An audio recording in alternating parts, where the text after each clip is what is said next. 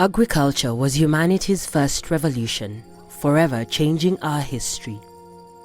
Even today, more people work in farming than in any other occupation. A tradition passed to each successful generation, marked with sweat, toil, and a love for the land.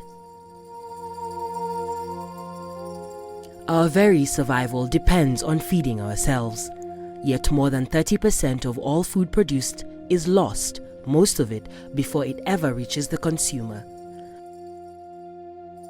This is a quest to understand how a country like Kenya can reduce its food waste problem while feeding all of its citizens and reducing harmful greenhouse emissions.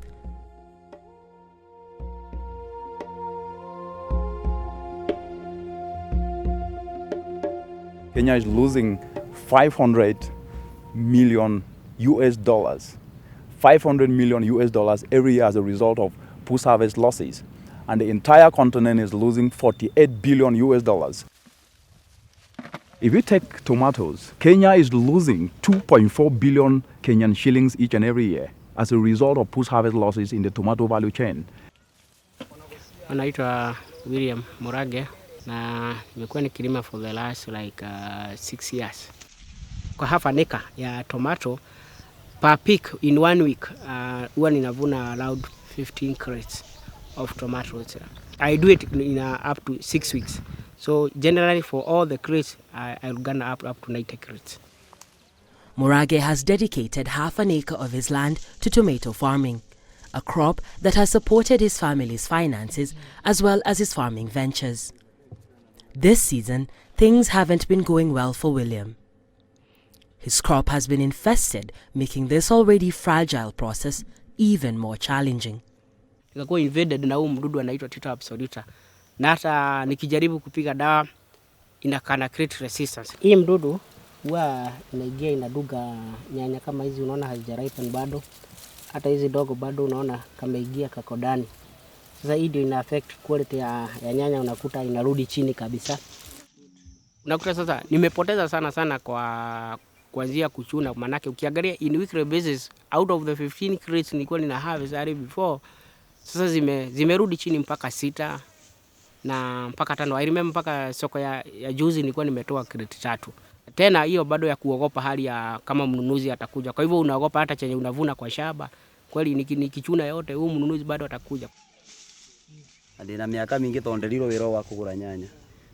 Yaldetwo ni mwene nyanya ino jokende mugurire. Nyanya ino kini na thuko cigana 2 yothe gakorwo mburuta nyanya iriku. Ugu nyanya ino ndageri gucagura kanyanya karaka ngione karaga thaka.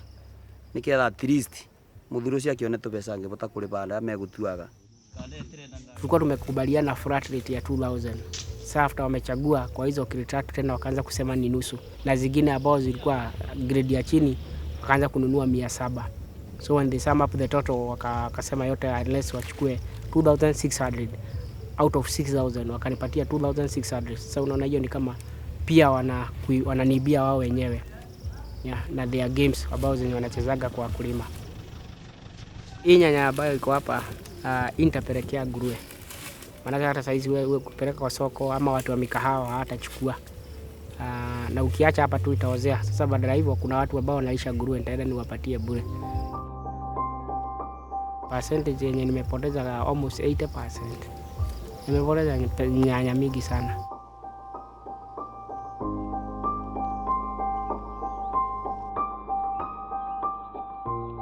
You might think making ends meet is just a problem for tomato farmers. Think again.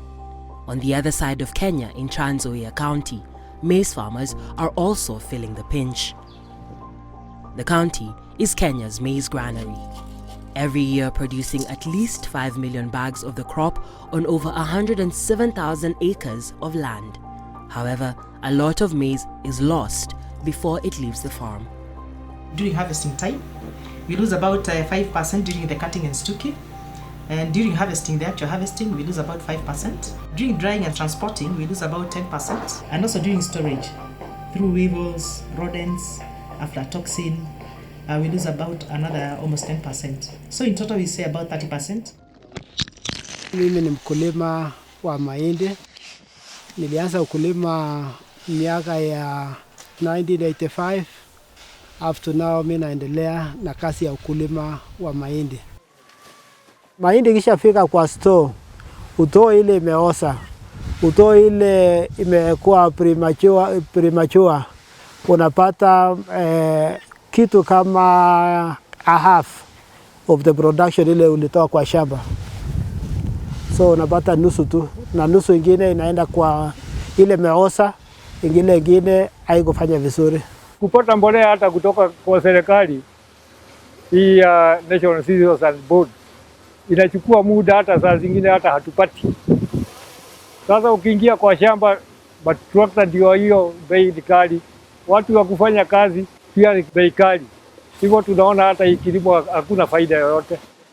Ile ningeuliza tu serikali ni kututengenezea bei ya mahindi, juu tunaumia sana. Juu hata ile gharama iko kwa mahindi, hata hiyo bei wanaweka 23, hata ukifanya nia hutarudi kwa shamba tena. At the moment, because we have done analysis this year, the farmer in Trans Nzoia is producing at a cost of 2,255. With the current price that was announced, the farmer is only going to make 45 shillings per bag, assuming the farmer is selling to the National Cereals and Produce Board. I told you 70 to 80% of our farmers sell to brokers and middlemen. The traders will offer between 1,800 to 2,000. Many of them will not even match what the cereal board is doing. It means for a farmer in Trans Nzoia producing at 2,255, they are not going to make any money. Sina matarajio kwa vile serikali imeweka hata bei ya chini sana. Sasa hata soko ya kuuza hakuna. Saa hizi sasa ni kukausha, naenda kuweka ndani ya nyumba zikae kwanza mpaka upate soko.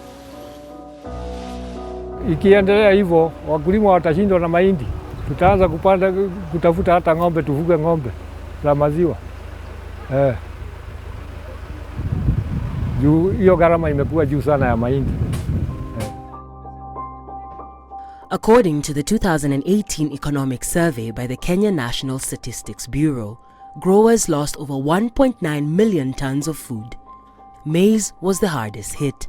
Farmers lost 29.6 billion shillings in post-harvest losses. Other foods that went to waste due to poor storage and handling, transport and fungi attack are Irish potatoes worth at least 19.7 billion shillings, beans worth 11.5 billion, bananas worth 5.6 billion, tomatoes worth 2.4 billion, and pineapples worth at least 2.4 billion shillings.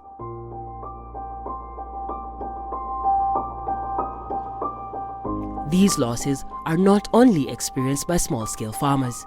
Even the big fish in the industry are feeling the heat. Kilimo started in the year 2017, and we started in Kirinyaga. Now we expanded in Naivasha also, and Naivasha carries the biggest farm of Kilimo Innovations Limited. Currently in Naivasha we are 170 acres, and in Kirinyaga we are at about 30 acres. We are doing French beans, cabbages, and we are hoping soon that we are going to exploit more crops and try them. Started, and we hope that the season is going to be very good for us, especially when it comes December, January months. But since we started our crop, we just had good sales in 1 month, and then from October, sales went down. And October was one of the worst months that we have experienced in our farmings, because we even lost some of the blocks on the farm. We shredded that crop, and we were not able to sell anything. We lost about 4 blocks of cabbage. When I speak of 4 blocks, I mean each of 2.5 acres. About 50% loss on each block.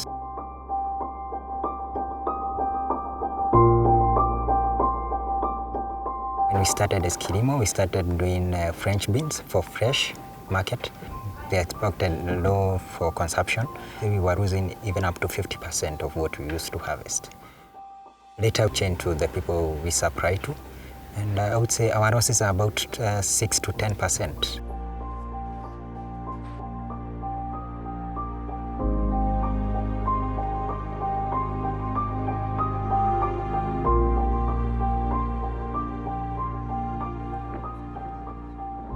Been growing vegetables for the last 10 years now, mainly for export. Our main crops are the French beans, the Mange 2, the sugar snaps, tender stem broccoli, passion fruit, and a lot of chilies, which we grow all in-house, and we do some baby corn as well. No one questions food safety and quality control, but cosmetic specifications are a major problem for both exporters and farmers in Kenya. The chilies are quite a sensitive crop, so what you find is that there can be some superficial damage to the outside of the chili, which for European standards wouldn't be allowed or tolerated. So that might be some scarring to the skin surface, or it might be that the calyx has come off, or it might just be that they're a little bit too ripe, especially considering the time, distance and the shelf life needed for chilies going into Europe. So if we pack here, we need to make sure they can last for 10 days.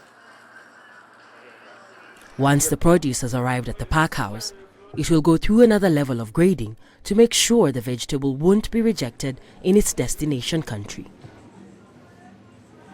The types of waste we get are sort of split into three categories, I'd say. Number one is a byproduct. When you're processing or packing the vegetable, we might get waste through that, whether you're top and tailing a fine bean. You might then get something like 2 or 3 centimetres of bean that can be used, but at the moment we don't have a market for. The second sector would be when it's under spec, so working to customers' sort of specifications on their product. Sometimes you might get something that's slightly miscoloured, slightly bendy, slightly the wrong size. Perfectly edible, but at the moment we wouldn't be able to export to the customers on that basis. And then the third type is for quantity. So if we have excess, if we have a good harvest of something, customers might cooperate and take a bit more, but sometimes we're left with extra. If a customer has to reduce an order, we then try and have enough other customers that will take it.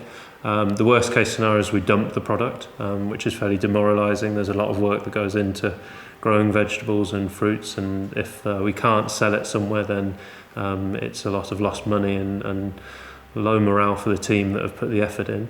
Other times we can find local markets. We try and sell some into the Kenyan region to try and help with that. But otherwise, generally throughout the year, we're quite good at moving what we grow.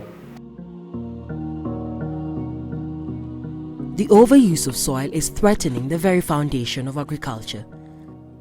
Several billion tons of fertile soils are lost every year. Much of what is left is tired and unproductive. If you look at a continent with already the changing climate and with the potential of reaching 1.5 degrees, as the Intergovernmental Panel on Climate Change report did show just about a month ago, the continent agricultural production will reduce by up to 40%. About 1.3 billion tons, or a third of all food produced globally for human consumption, is lost before it reaches the market.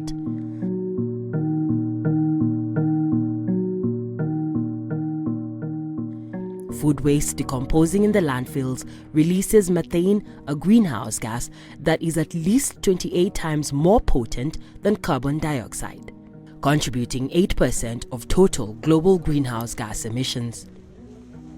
If food waste were a country, it will come in third after the United States and China in terms of impact on global warming.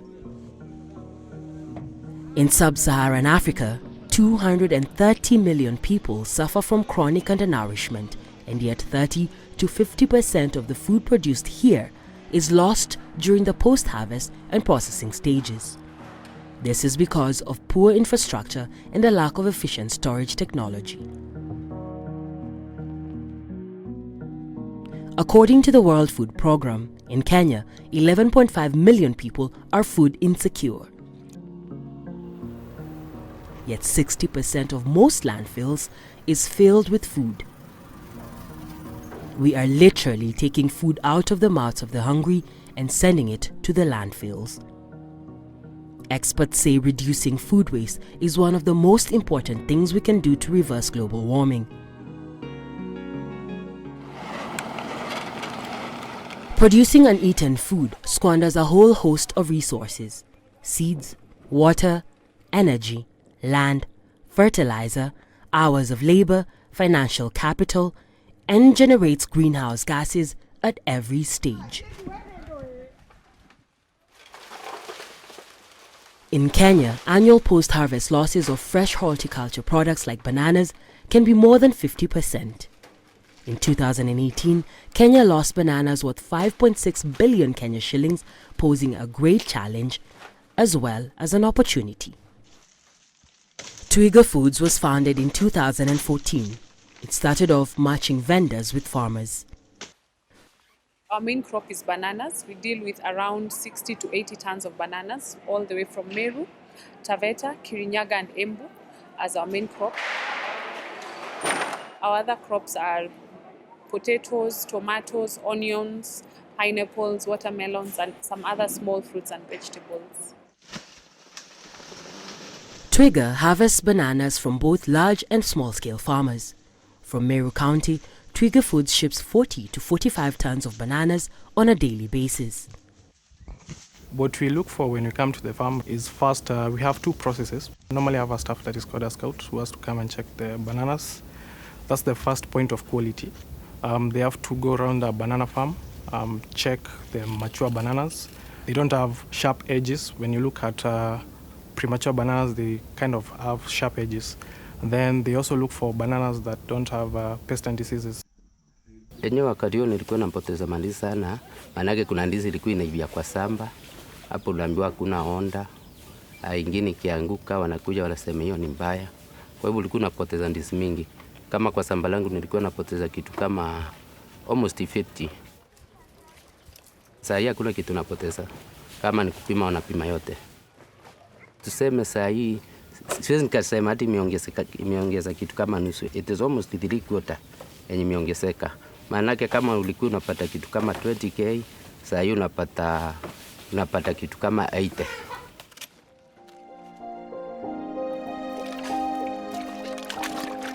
When we get to the farm, once harvesting, dehanding, cleaning, we normally now weigh whatever is from that farm, and then those details are put into our data management system that will now be used to be able to pay the farmer the following day. So we primarily rely on technology to be able to move our operations and to be able to attend to our farmers. The farmer will be sent a message as a confirmation that we have received their goods, and then also a physical document will be raised just to convince the farmer that Twiger has taken their goods and we'll be able to pay them within 24 hours. Since its inception, Twiger Foods has managed to control the supply chain from end to end, helping farmers like Marete to reduce their post-harvest losses and reduce damage to their crops during transportation. What has changed is that the mama mboga doesn't have to wake up at 4 a.m. in the morning, go all the way to Marikiti, and then buy the produce, then go back all the way. So we've saved her transport cost, time, energy, and efficiency. And also the losses to mama mboga are very little, because you can imagine her trip in the morning and all the way back to where she sells. She has to throw away some produce because during transportation there has been some damages occurring. So we are able to control the whole supply chain and ensure that the farmer gets the best deal they can in the market. Twiger has invested in modern state-of-the-art cold rooms that control the natural ripening process by managing temperatures and humidity. These cold rooms can hold up to 500 metric tons of bananas and cover the daily supply of 100 tons of bananas. Their services are even a bigger hit than the profits the farmers now enjoy. Currently, they are helping 8,370 farmers and 5,226 vendors. Mango is one of the key fruits produced in Kenya for the domestic and export markets. It is adapted to a wide range of agroecological zones and therefore produced in most regions in Kenya. However, 50 to 70% of mangoes produced in Kenya are lost along the supply chain.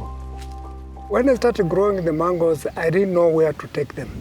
I was expecting just a local market around here, but it came a time when it was, the market was so flooded in a way that I almost lost everything. So it became a very big challenge for me. Before we joined Baba and Button, we could even lose about 3 to 4 tons because there was no market for it. It reached to a time when I even thought of disbanding the whole farming.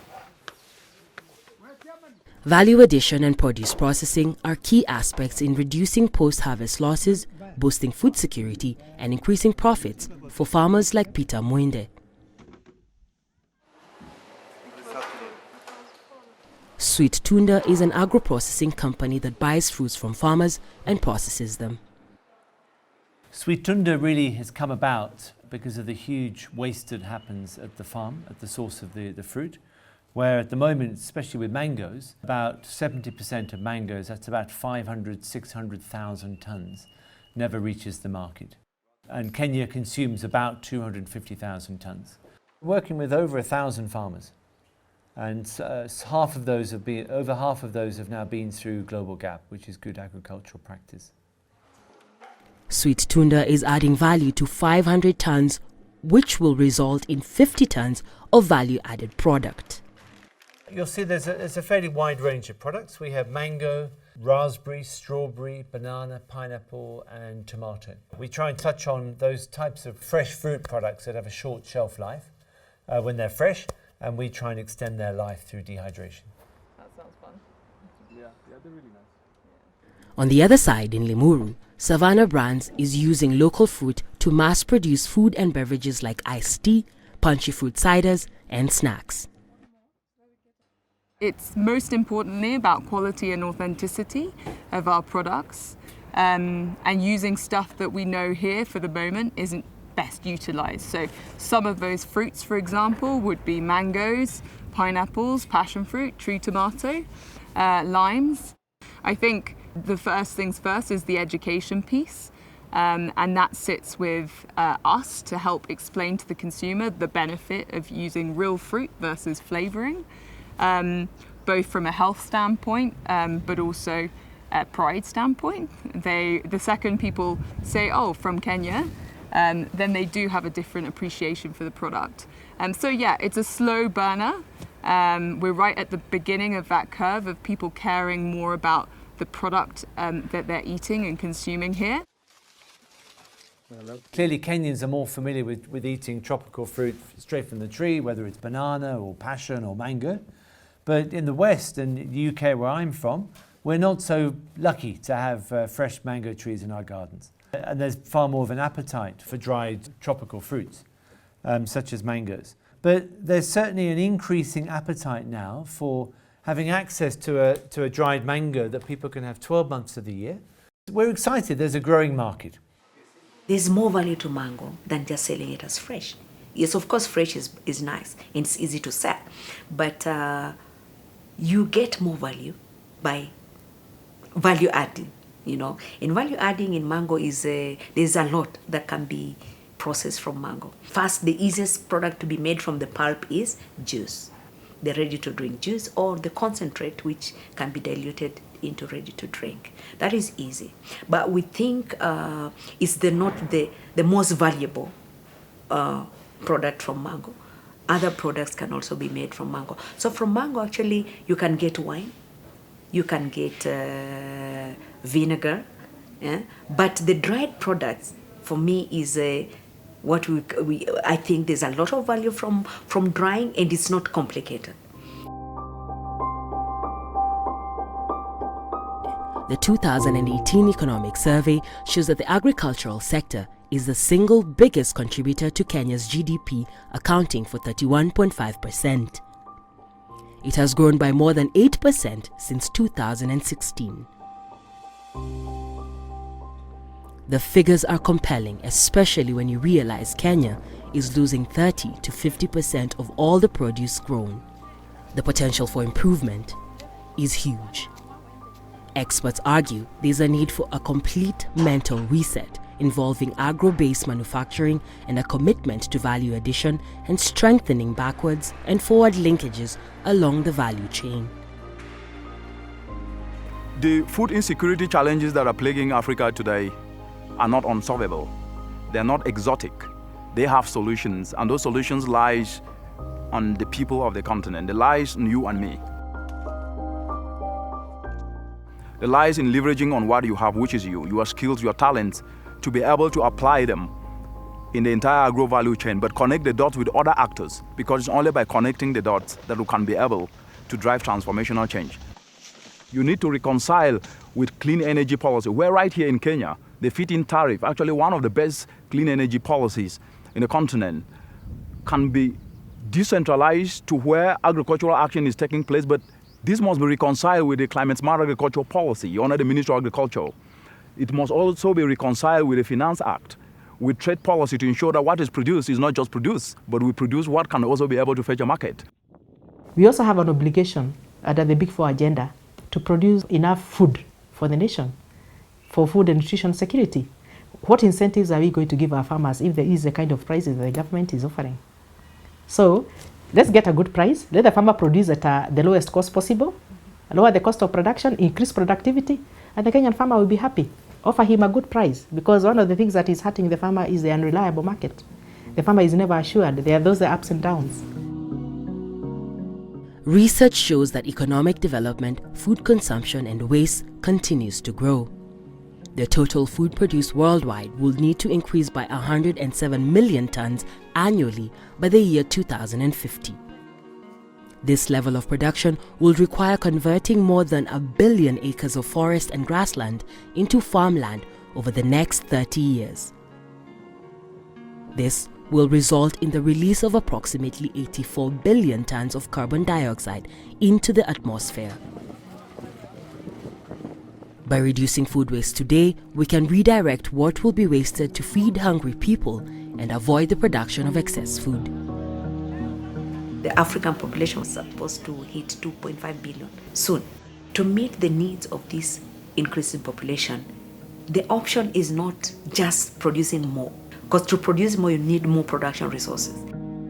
You got to clear more land to produce more food, to meet the needs of the population.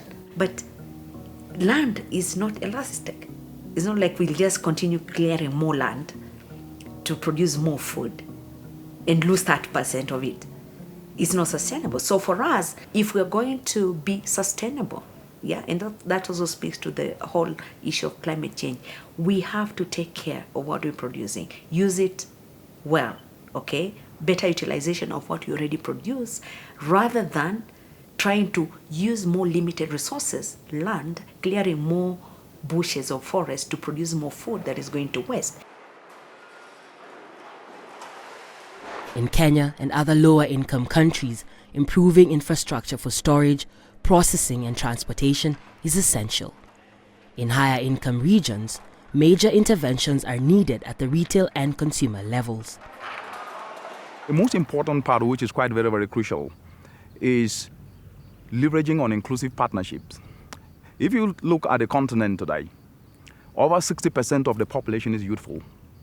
Each and every year, over 12 million youth are graduating into the labor market to compete only with 3 million jobs. And the question then is, where will the jobs come from? In less than 17 years from today, 350 million youth will be getting into the labor market to compete with fewer jobs. If you bring it back to Kenya, 1 in 6 are unemployed. Over 1 million youth are getting into the labor market each and every year and competing for jobs. Where will these jobs come from? What needs to happen is that the entire agro value chain is where we need to be able to leverage and turn the challenges of post-harvest losses into opportunities, and more so economic opportunities as well as socio-economic. By cutting down food waste, more than 70 billion tons of greenhouse gases could be prevented from being released into the atmosphere. This presents one of the greatest possibilities for individuals, companies, and communities to contribute to reversing global warming, while at the same time feeding more people, increasing economic benefits, and preserving threatened ecosystems.